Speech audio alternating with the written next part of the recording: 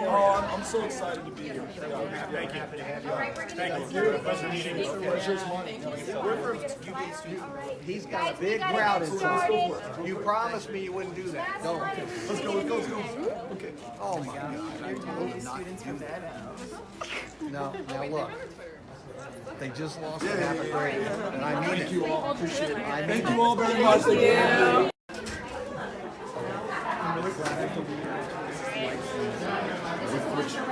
Where am I going, sir?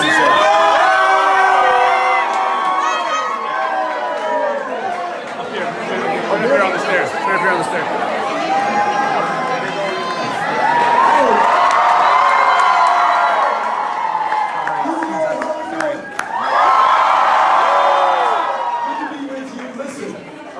Do not go anywhere.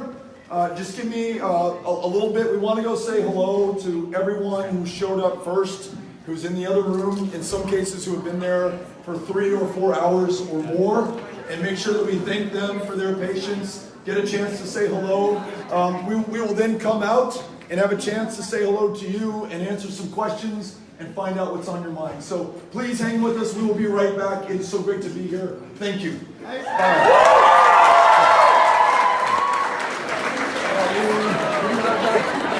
He's going to 755.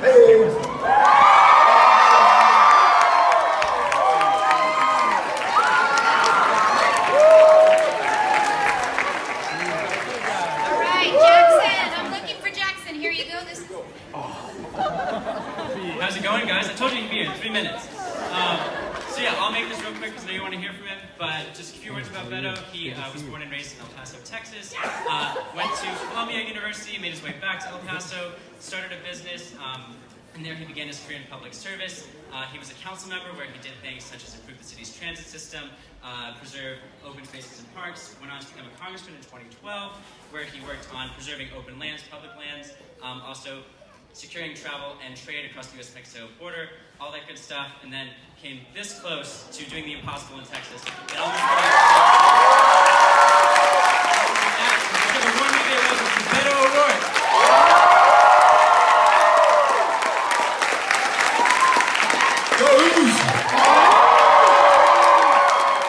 And by the way, congrats on this. El Paso, Texas remains the only city in the state of Texas that can claim a men's NCAA basketball championship. It was 1966. It was the first all African-American starting five, defeated the University of Kentucky in a world-class Cinderella story. It's something that I'm so proud of in terms of all the history and the leadership and the civil rights changes that preceded that in my hometown. One of the first, if not the first, cities in the former Confederacy to desegregate its places of public accommodation, to make sure that we're not just tolerating or accepting our differences, but we're embracing them, we're championing them, and we're creating champions. And so proud of you for what you've done here at UVA. I know you all are proud of it, and you should be. We love watching the game, as hard as it was for us to see a fellow Texas team lose the championship, and we're proud of Tech as well.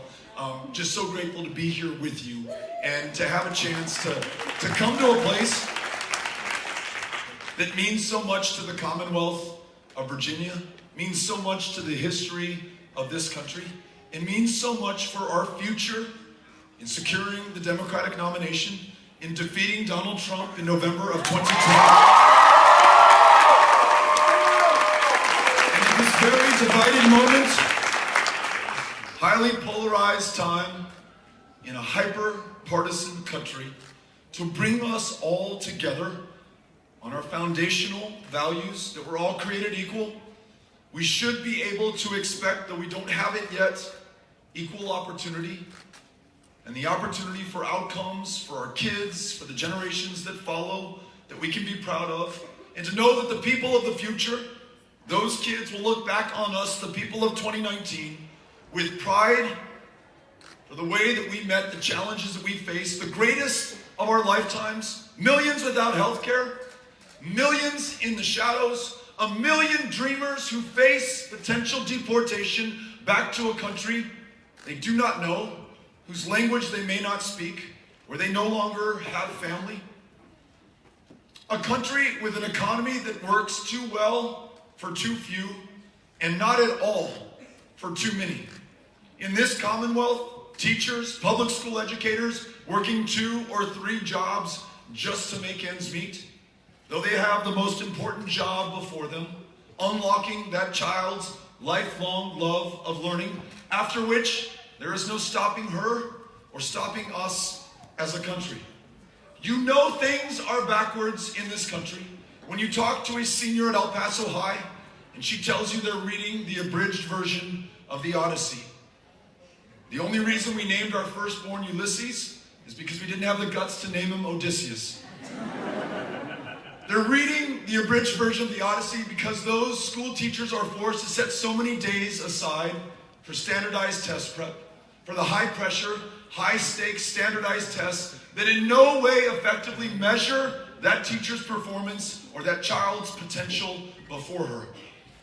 And yet, despite the pay, despite those tests, despite the fact that in too many of our states and in your Commonwealth, teachers have to anticipate the probability that a gunman will walk into their classroom and those kids for whom they have already sacrificed so much may have to make the ultimate sacrifice. Brought home to me in El Paso, Texas, when our 8-year-old came home from first grade last year and said that he had participated in an active shooter drill, his teacher teaching him and his classmates how to huddle into a closet and resist the temptation to open the door when somebody impersonating an active shooter walked in.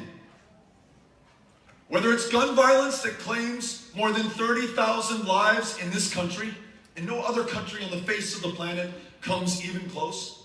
Whether it's an education system that has its priorities upside down, or an immigration system that does not reflect our values and the very strength of this country, which is premised on the fact that we are a people from the planet over, a nation not defined by race or ethnicity, as almost every other nation is, but by this foundational ideal and this experiment that we can choose our representatives and those who will reflect and represent our interests going forward. This country with a criminal justice system that locks up more people than any other country on the face of the planet, disproportionately comprised of people of color, far too many arrested for nonviolent drug crimes, including possession of marijuana, from which you cannot die, to which you would probably not be addicted, but can alleviate the symptoms that you have for conditions that are otherwise untreatable, coming back from war with post-traumatic stress disorder, or the consequences of traumatic brain injury, or military sexual trauma, listening to a woman in an ice cream shop in Waco, Texas, who after our town hall, after everyone had had a chance to ask a question, she came up afterwards and said, privately, confidentially, can I ask you about marijuana? And I said, sure, what's going on? I have fibromyalgia, she told me. It is unbearable. I cannot sleep. I have no short-term memory. I ache all the time. The only thing that makes life livable for me is to use a substance that makes me an outlaw in the eyes of the law in my own state. The cost in human lives and potential wasted behind bars, those who upon release are forced to check a box on every employment application form saying that they have a conviction, making it less likely that they'll get the job. The inability after arrest and conviction to come to UVA because you no longer qualify for federally sponsored and supported and backed student loans. This is a cost that all of us bear, even those who have not been behind bars, even those of us who do not come from communities of color. And then when we think about the fact that in the year 2019, there are people in this country, the wealthiest, the most powerful on the face of the planet, who are dying of diabetes or curable cancers or the flu, not for lack of resources, because we have them, not for lack of technology, because we are the most advanced on the planet, but for lack of political will to be there for millions who have no ability to see a doctor or take their child to a therapist. In a country where one of the largest providers of mental health care services today is the county jail system, too many with schizophrenia or bipolar disorder or clinical depression getting arrested on purpose because the jail is the one place they can go where they're guaranteed the care they need to live. Amen. Again, at a cost to all of us, even those who did not have to get arrested to be treated for our mental health care. If we're going to meet any of these challenges, or the most existential of them all, the scientists tell us that the 1 degree Celsius we have warmed just since 1980 is in part due to our emissions, our own excesses, and our inaction in the face of the facts and the truth and the science. The storms that are dumping ever more rain, like 58 inches in Houston, Texas, which is the landfall record for recorded history in North America, the third 500-year flood in just the last 5 years, the droughts through which our farmers persist to grow the food and the fiber upon which we depend, the fires raging in California and other parts of the world. This is not delivered by God. This is made in part by man, and it will only get worse going forward unless we change course now. Those same scientists tell us we have little more than a decade within which to act to keep this planet from warming yet another degree Celsius or even more. In some of the best case scenarios, it is 2 more degrees Celsius, which is an optimal target. Which means untold suffering and devastation and destruction, not just of property, but of human life. So if we are going to come together on immigration or economy or criminal justice, if we're going to make sure that we confront the challenge of climate before it is too late, we cannot do it by half measure or with only half the country. This cannot be one person running for president or one political party. It's got to be all of us. And we have our work cut out for us because this is the most divided, the most polarized, the most partisan moment, at least in my lifetime, maybe in yours.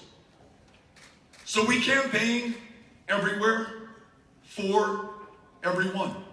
No me importa si son republicanos o demócratas. Could care less to whom you pray or who you love, how many generations you can count your family in this country, or whether you just got here this morning. The fact that we are all Americans first before we are anything else is all that matters at this moment. And if we put our minds to it, if we define the future by our own terms, with the urgency here that we feel on this campus or in our lives, I know that we can do this. I know that we can achieve universal, guaranteed, high-quality health care. I know that we can rewrite this country's immigration laws in our own image, beginning by freeing those dreamers from any fear of deportation back to those countries they do not know, by making them U.S. citizens in this, their true home country, able now to contribute to their maximum capacity. I know that we can ensure that you work just one job because you're paid a living wage. We have paid family leave. There's universal pre-K all day to free you and your children to achieve your full potential. And that we can free ourselves from a dependence on fossil fuels, invest in renewable energy. The 2 fastest growing jobs today are wind and solar jobs in this country. It's good not just for the next generation and this planet, it's good for this generation and those looking for work and purpose and function and a real paycheck in their lives.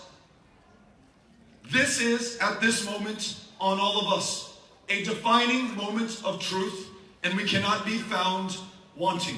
The people of the future are counting on us. And for those reasons, and this way of campaigning, and this way of serving, where no one is written off, no one is taken for granted, and every single one of us, regardless of our differences, counts, I'm running to serve you as the next president of the United States of America, and I'm grateful to be with you. I want to make sure we have a very good problem in that there are a lot of people here and there are a lot of people outside the walls of this room.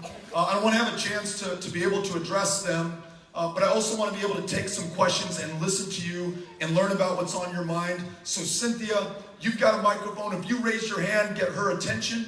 I will do my best to briefly answer your question and bring as many voices into the conversation before we address those who are outside this room. Hey there, thanks for coming to UVA. Yeah.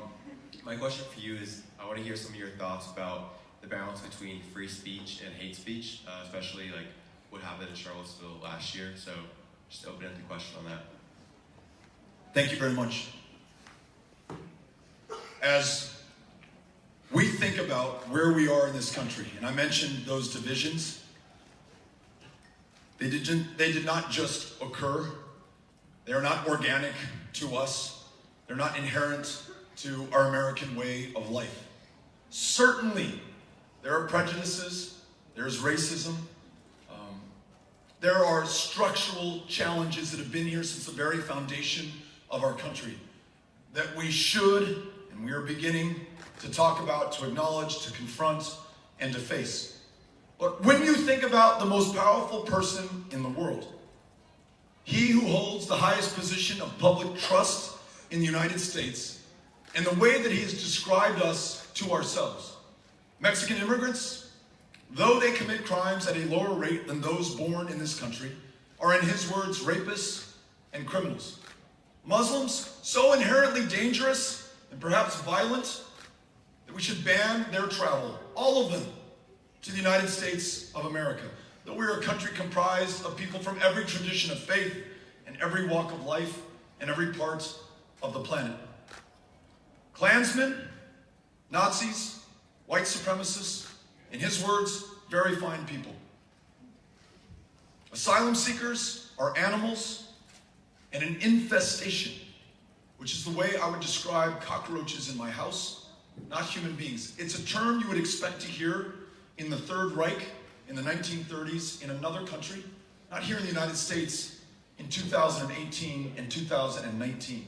And yet it's happening right now. And for the last 3 years, a rise in hate crimes in this country. On the day he signed the executive order attempting to ban Muslim travel, the mosque in Victoria, Texas was burned to the ground. When you describe asylum seekers as an infestation or animals, you put kids in cages, and that's exactly what this country did. You take them from their parents, you deport the mom back to the very country from which she fled, and they are still today, in the middle of April 2019, separated from each other, visiting a cruelty and a torture on those kids that would be unbearable for mine and is hard for me to imagine. So the rhetoric, the speech that we're talking about right now, it doesn't just offend our sensibilities or our ears. It has the power of effectively changing the character, the practices, the policies of this country. And it's exactly what is happening right now. The onus is on all of us to call this out. When the president last Friday tweeted a video of a Muslim member of Congress, Representative Ilhan Omar, legally elected by her constituents in Minnesota, and conflates her speech with the attacks of 9/11 and says we will never forget. It's an incitement to hatred and Islamophobia and violence in this country. And that's exactly what will follow. So we are all for free speech and the First Amendment. We're all for doing the right thing. But the only way to be able to do that is to confront racism wherever it is, including in the highest offices in this land. To replace that with a vision that says our very strength is premised on our embrace of our differences. El Paso, Texas, a city of immigrants, the place where we are accepting those asylum seekers and refugees today and tonight, one of, if not the safest cities in the United States of America. Not despite the presence of those from other parts of the world, but I would argue because of it. So let's also use our free speech to confront hatred and to describe our vision for this country, premised on our strengths of difference and diversity. That's what I plan on being able to do. Thank you for the question.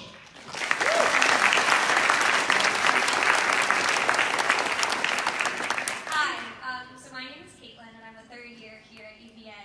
And as I'm sure you know, April is Sexual Assault Awareness Month, and there have been recent changes by the Trump administration and by Betsy DeVos, the Title IX policy that'll make it much more difficult for survivors to report for a variety of reasons. It's really expensive.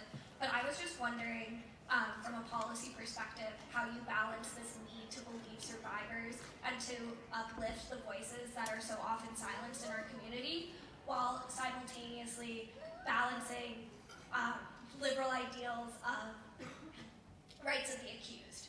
Yeah, absolutely. I don't know that the two are mutually exclusive, but I do know that the changes made or in the process of being made by Secretary DeVos are going to make it harder for people to come forward, are going to provide a disincentive when that is compounded by taking funds away to ensure that all institutions of higher education, whether it's UVA or El Paso Community College, have the funds that they need to be able to fully investigate these claims, to make sure that not only is justice rendered, but there is the ability to prevent these kinds of assaults and attacks going forward by making sure that everyone is educated and that everyone is treated with the dignity and respect that they deserve as human beings, in addition to being Americans. So I want to make sure that we understand the changes that are being proposed, but that we also, again, describe the changes that we want to make, including changing our Secretary of Education, which cannot happen quickly enough. The changes that we want to make in funding the necessary resources to make sure that we can confront this challenge, that we can believe those who've been harmed, women as well in some cases as men, and so that others feel comfortable coming forward to report those attacks and those assaults. If we fail to do that, it will have a chilling effect, and the problem will persist, and we will continue to visit this kind of injustice on our fellow Americans. Thanks for asking. Appreciate it. This is going to be our last question. Okay. Hey there. Hi, thank you for coming. I hope you had a great day. I wanted to hear your thoughts about the rights of LGBTQ Americans in implementing policy that goes beyond marriage equality. Thank you.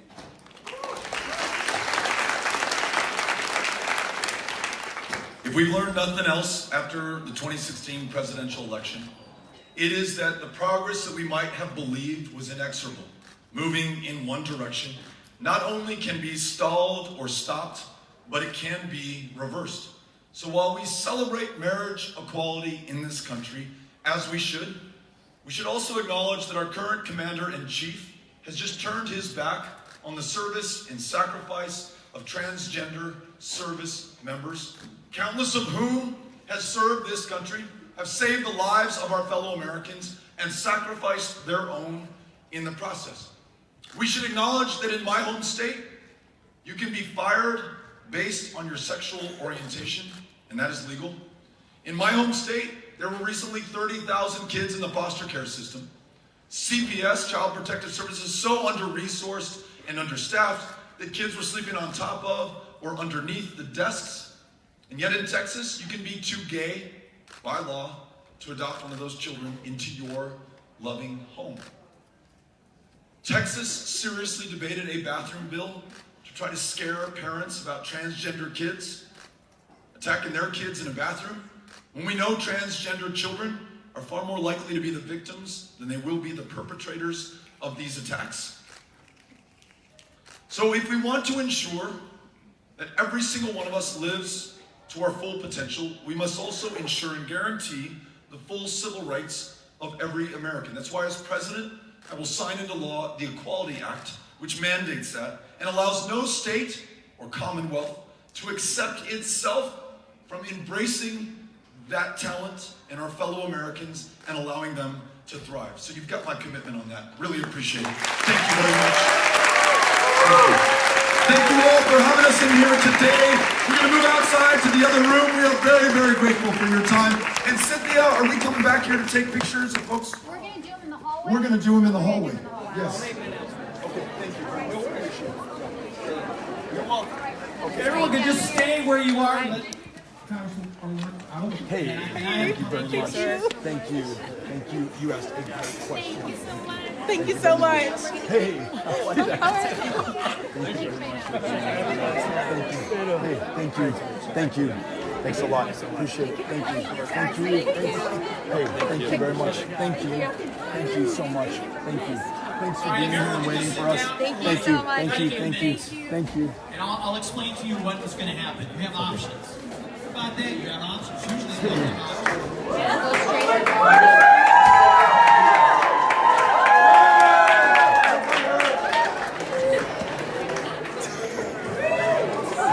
All right, thank you for holding on for us.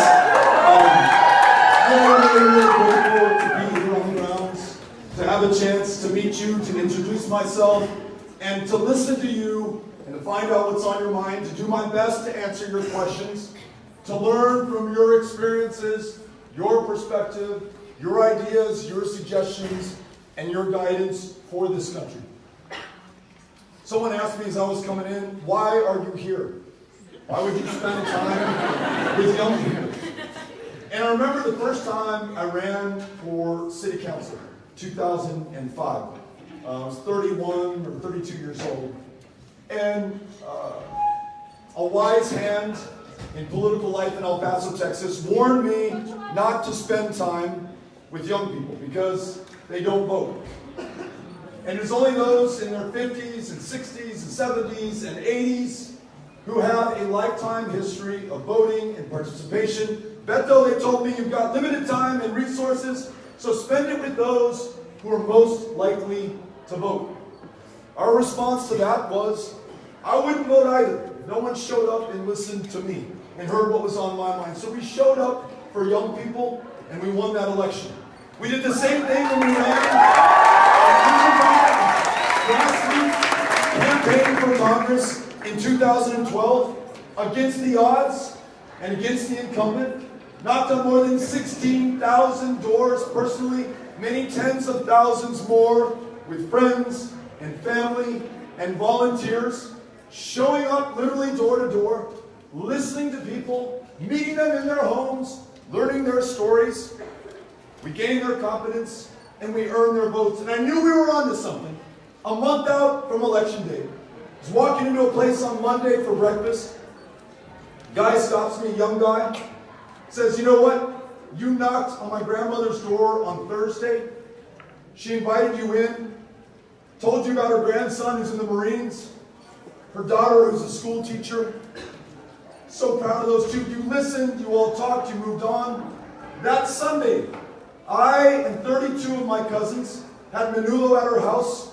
She made each one of us promise to vote for you. So Beto, dude, I don't know who you are, but don't mess us up because you've got our entire family voting for you in this next election.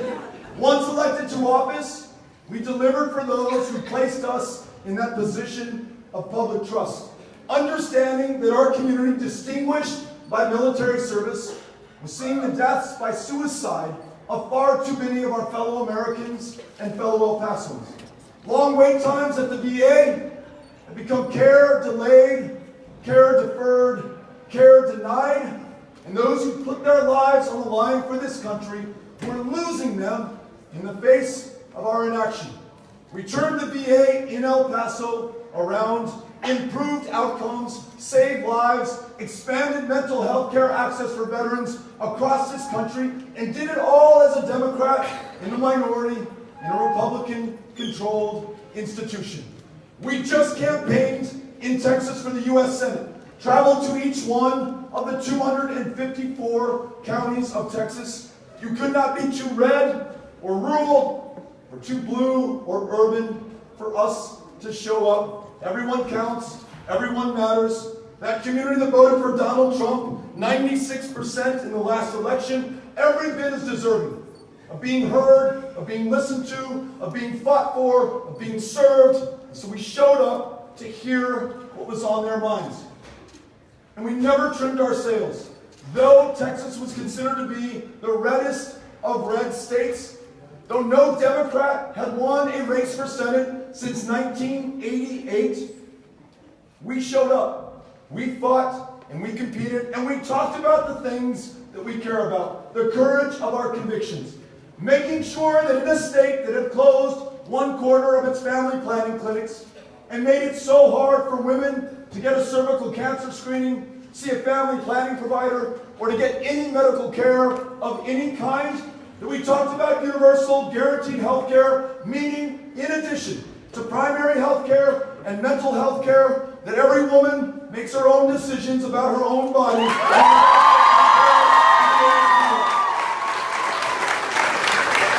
In a state of immigrants, in a country of immigrants. We talked about forever freeing dreamers from any fear of deportation.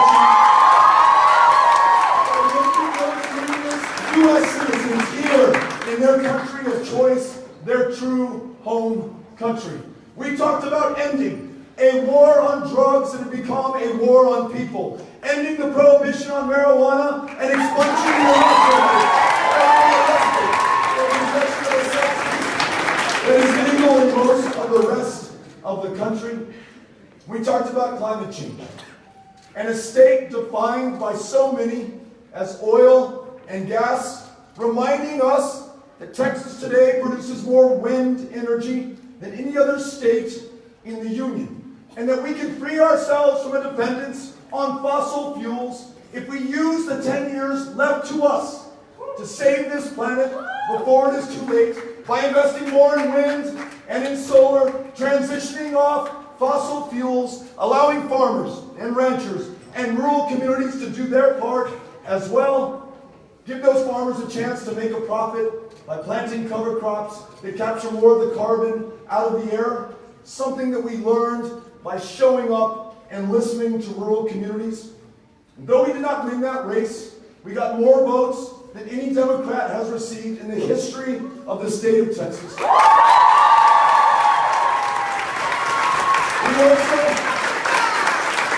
also hope to flip the House of Representatives. 2 new Democratic members of Congress who now sit in seats that seemingly were forever occupied by Republicans before them. We changed the composition of our state legislature. And in Harris County, the biggest county in Texas, the most diverse county in the United States of America, 17 African American women won judicial elections.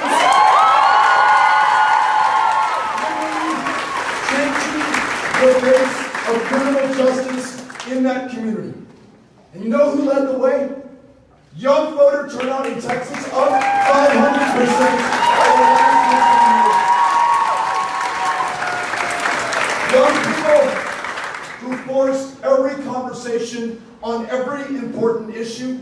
Gun violence, no reason that more than 30,000 of our fellow Americans will lose their lives at the end of a gun in this country this year and every year. We remain captive to special interests, political action committees, and our silence is purchased by the NRA. If we defy PACs and only listen to people and adopt universal background checks, ban the sale of weapons of war and we can save more lives. We can live up to our promise. And it was young people leading the walkouts from their high schools or the marches for our lives all across Texas, as they did in my hometown of El Paso, and we followed them. Young people reminding me that we have $1.5 trillion in outstanding student loan debt in this country, more than all the credit card debt rolled up and combined in this country.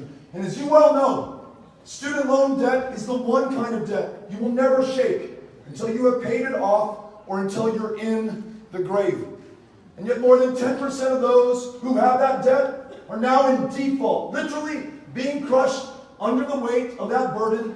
It averages now $40,000 per graduating college senior. And they asked us to think about, 1, stopping digging the hole, free community college for every American, debt-free higher education. And for those willing to work in public service professions, going to the VA, for example, where there are 45,000 clinical positions funded, authorized, but today unfilled. If you're willing to be a public school educator, despite the demands, the low pay, the standardized tests, the fact that we have failed still to keep those teachers and those kids safe by passing sensible, gun violence reformed. If you're willing to do that, I want to wipe clean all of the debt that you hold to make sure that you can improve yourself and your communities at the same time. Young people ask me, why is it that my older brother, who has schizophrenia, gets arrested on purpose to go to the county jail, which is the one place in Texas he's guaranteed a roof over his head, a meal before him, a shirt on his back, and a prescription to psychotropic medication that will temporarily make his life bearable? Why is the largest provider of mental health care services our county jail? And shouldn't universal health care mean that we pay any price, bear any burden, to make sure that each and every single one of us is well enough to live to our full potential, to go to school, to teach school, to work a job, to start a business, to shoulder their fair share of the burden so that it rests a little bit lighter on the rest of us? Young people reminded me that universal, guaranteed, high-quality healthcare may be expensive, but it is a hell of a lot less expensive than the way that we pay for it in this country today and the way that we fail to take care of our fellow Americans today.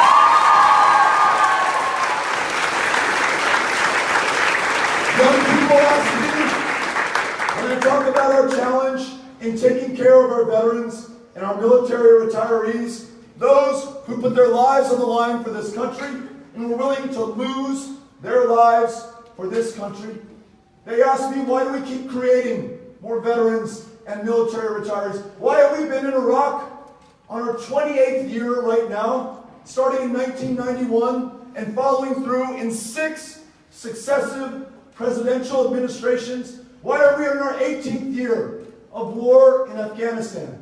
An authorization passed in 2001 for one specific purpose that is metastasized to underpin our presence not just in Afghanistan and Iraq, but Syria and Libya and Somalia and Yemen, losing the lives of our fellow Americans, changing the lives forever of those who served, and taking lives in the name of this country with no definition of victory, no understanding of the strategy, and no end in sight. It is young people who say we should end these wars and bring these service members back home to this country, to their families, and to their communities.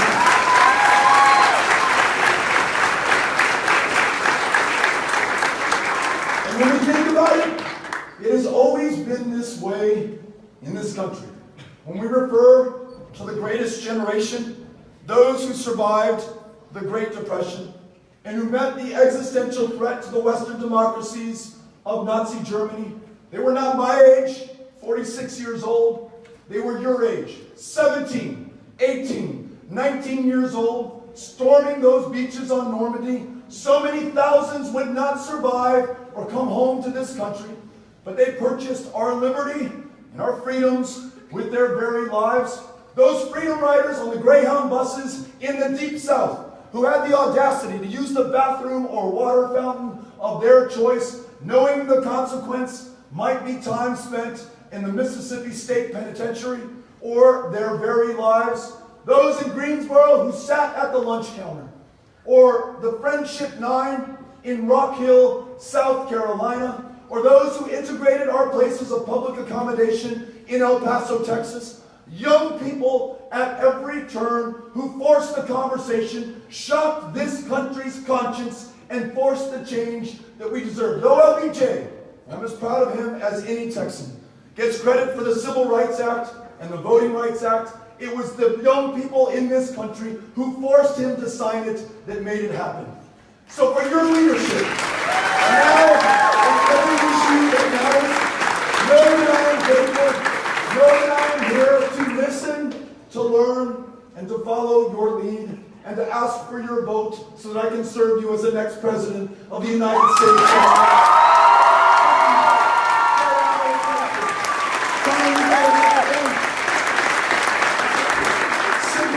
To your right, to my left, has got a microphone. We're going to try to get as many voices into this conversation as possible, and I'll do my best to answer your questions or respond to your ideas. All right, checking that it's working. Here's our first question. Hi, thank you for coming. I have questions. You just released your tax returns. I was talking to my sister about this, and we were wondering why, as someone who earns 7 times the amount of income that she, a recent college graduate, does, gives less in charitable donations than she does. Yeah. Thank you for the question. Yeah. So first of all, I think we would all like to ensure that every person who holds the highest position of power and public trust in this country releases his or her taxes so that we understand whether there are any real or perceived conflicts of interest, so that we hold ourselves accountable, as I am doing with you right now. I've served in public office since 2005. I do my best to contribute to the success of my community, of my state, and now of my country. There are ways that I do this that are measurable, and there are ways that I do this that are measurable. There are charities that we donate to, that we've recorded and itemized, others that we donated to that we have not. But I'll tell you, I'm doing everything I can right now, spending this time with you, not with our kiddos, not back home in El Paso, because I want to sacrifice everything to make sure that we meet this moment of truth with everything that we've got. So if you have not read those tax returns, they're online now for your scrutiny. Just know this, I will continue to try to be as transparent and as forthcoming as I possibly can be in answering your questions and posting that financial information online. Thank you for asking the question. Appreciate it. There you go. Hey, Beto. Hey. Thank you for coming through. My name's Rand. I'm a student here at UVA. Now, I'm from Williamsburg here in Virginia, and I love Virginia because it's such a great state and a diverse state, and there's so much variety here. But with that variety comes challenges. Like, we have some of the best schools in the nation. We also have areas in the state that can't get funding for their schools, where infrastructure is crumbling. We have great inequalities and great levels of poverty in some parts of the state. So I was wondering what ideas you have to deal with poverty, not just in Virginia, but nationwide, would be, and help lift our neighbors out of poverty and ensure that we can all provide for ourselves and ensure a good standard of living. Yeah, great question. Thank you for asking. I just realized that I'm standing on a box, and there are people who are 20 and 30 feet higher than I am, and folks will all be able to see even if I'm not on this box. So I'll step up there. Thanks for the question. So a couple of things. Right now in this country, there are far too many people who are working 2 and 3 jobs, because one job, even if you work full-time, even in so many cases if you work overtime, is not enough. That's not unconnected to the fact that at 4 or 5 years old, on the first day of kindergarten, there are some kids who are 10 months back in reading comprehension, some kids who are 12 months back in math. They may be the children of mothers and fathers who are working those 2 or 3 jobs that don't have time or the luxury to read to their kids. These issues intersect with one another. Education system and our economy that is not right now open to all. When you compound that by structural inequality that is as old as the origin of the country itself, those kidnapped in West Africa, brought here in bondage, who literally built the wealth of this country, though they had no prospect of sharing in the fruits of their labor, and meaningfully and functionally, their descendants have not as well as white America has. When you acknowledge that there's 10 times the wealth in white America that there is in black America, and yes, it's a legacy of slavery and segregation and Jim Crow and continuing suppression. It's not unconnected to the largest prison population per capita on the face of the planet, and it is found right here in America, disproportionately comprised of people of color. So many there for charges of non-violent drug crimes, including possession of marijuana, which is legal or decriminalized or medicinalized in most states of the Union. Those who are locked up upon release, forced to check a box on every employment application form, saying that they have a conviction, making it less likely that they get the job, will not be able to attend UVA because they will not qualify for federally backed student loans.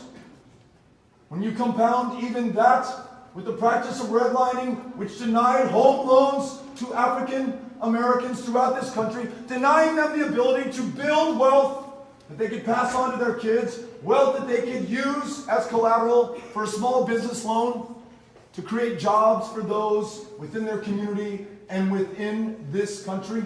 When you look at Texas, that ranked 50th in voter turnout in the country, not because we love our democracy less than you in Virginia, but because we were drawn that way by our state legislature.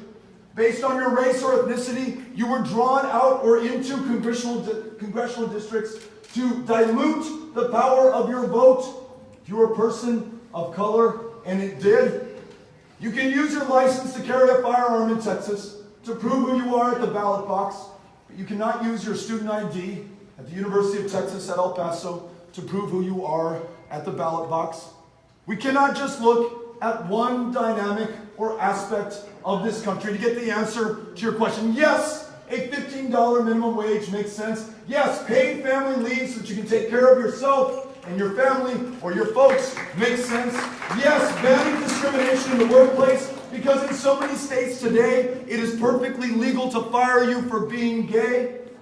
Yes, we've got to do all of that. But we also have to address the structural inequity in this country at every level of this country before we are going to be able to fully answer your question with a positive, compelling story about how we match the foundational values of this country, that all of us were created equal, implied in that to equal opportunity. So let's all of us together work on it, but let's all of us first know the story of how we got here. Thank you. Thanks for asking.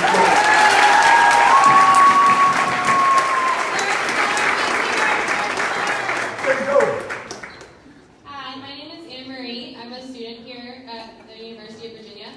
My question is regarding abortion. I believe there's now 6 states where it's illegal to get an abortion after the heartbeat is detected, which most women don't even know they're pregnant by that time. Yeah. So I was wondering what your plans are to address that in a way that will actually result in legislation or some form of action so that that's not an issue we have to face. This question is more pertinent now than it ever has been before. This next presidential election will determine not just who sits in the White House, but who sits on the Supreme Court. Since 1973, the law of the land, since Roe versus Wade was decided, is that every woman has the right to make her own decisions about her own body and should have access to the health care that allows her to do that.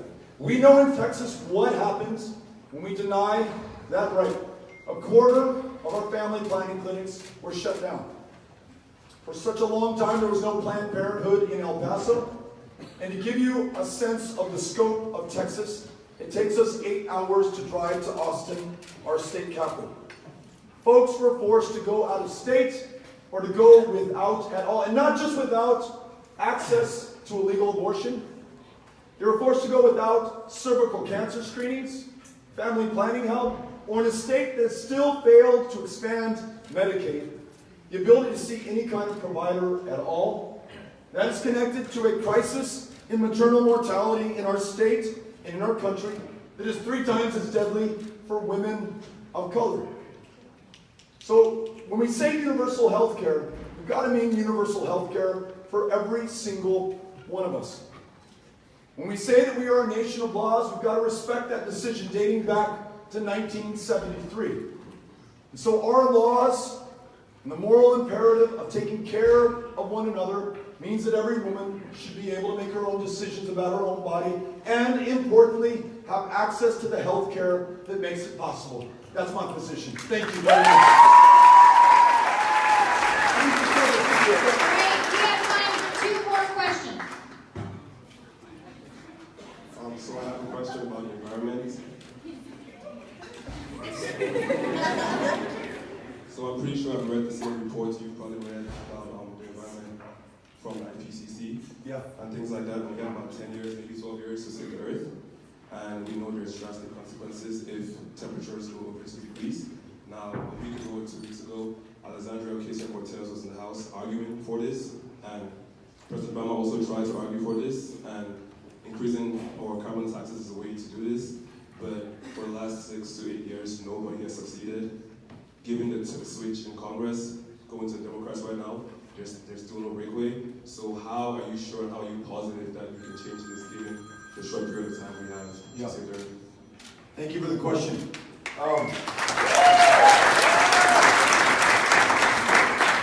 So if we begin with the premise, and I'll answer the spirit of your question, that no one person, no matter how powerful or resourceful or knowledgeable she or he is going to be able to do this on their own. No one political party, including mine, the Democratic Party, is going to be able to accomplish it by itself. The magnitude of the effort required to keep the globe from warming another degree Celsius is going to require our entire population.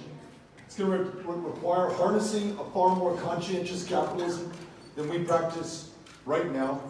And one of the reasons that I like Representative Ocasio-Cortez's proposed Green New Deal is that it calls to mind another time in this country's past when we faced an existential challenge. In that case, it was to our way of life, to the Western democracies, to our allies in Europe, to our fellow Americans. In the midst of the Great Depression, this country was willing to sacrifice men and women all over the United States to make sure that we defeated Germany and that we won that war, and for the following 75 years that we made this world safe for democracy. The Green New Deal calls that sacrifice and service and scale of commitment to mind when it talks about the challenges that we face today. And so not only does it ask us to transition off of fossil fuels, which we must, and to invest in wind and solar, which we are but not fast enough, it also calls us to listen to rural America and to make sure that every single part of this country does its part. It says that we must resume our role on the world stage as the indispensable nation, doing for ourselves and the world what no other country can do. Not only re-signing the Paris Climate Accords, but making sure that we convene the powers of this planet together to act while there is still time and before it is too late. The other thing that this does is much in the same way that during World War II, when we faced this threat, we helped to lift millions out of poverty and into the middle class, and at that time created the largest middle class on the planet. This proposal says that those communities that have been disproportionately impacted by pollution and climate change, very often communities marked by poverty, very often communities of color in this country, should be able to take full advantage of a changing economy whose top, fastest growing professions today are in wind energy and in solar energy. In other words, there will be sacrifice, let's be clear about it. This will entail service and ingenuity and creativity from all of us to do this. But it is also a way not just to meet our obligations to the next generation, but to our fellow Americans right now who are unemployed or underemployed or lack purpose and function in their lives because they've not been allowed the opportunity to work jobs that make a difference and pay a real wage. These jobs in this new green economy are doing and will continue to do just that if we invest in them, if we believe the scientists, and though this president does not, I still do.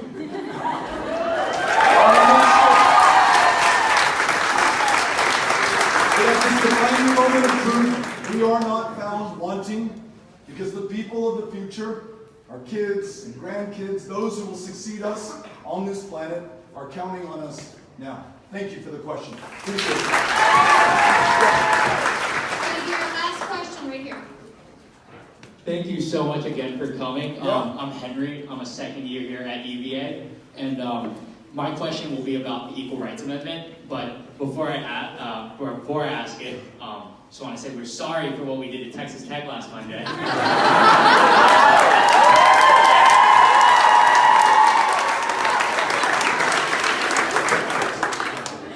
And my question is on behalf of my sister, who didn't have the opportunity to ask you this in Richmond. Yeah. But her question was, do you support the Equal Rights Amendment? And in the event that Virginia can ratify it, it'll probably be litigated. if you support it, what role will your Department of Justice play in making sure that it is recognized as constitutional? Yeah. Thanks for asking the question. Still in this country in the year 2019, women are paid a fraction of what men are paid for doing the same job, providing the same value, working the same number of hours. In a capitalist economy, and that's what we are, if you're unable to be recognized and paid for your contributions, you are at a distinct disadvantage. Not just in the economy, but in every way that matters. So yes, we should fight for equal pay, equal justice, and equal rights for everyone, regardless of your gender, your sexual orientation, your race, or any other difference that does not matter. And if the only way to make that happen is an equal rights amendment to the Constitution, it will have my support, and I'll do what I can to speak to its wisdom and its power to those states who will ultimately decide its fate in their state conventions. So please tell your sister that I'm grateful for the question. I'm glad that she's asked, and this is an opportunity for us to live up to our potential and our promise, and I want to make the most of it. Thank you. Appreciate it.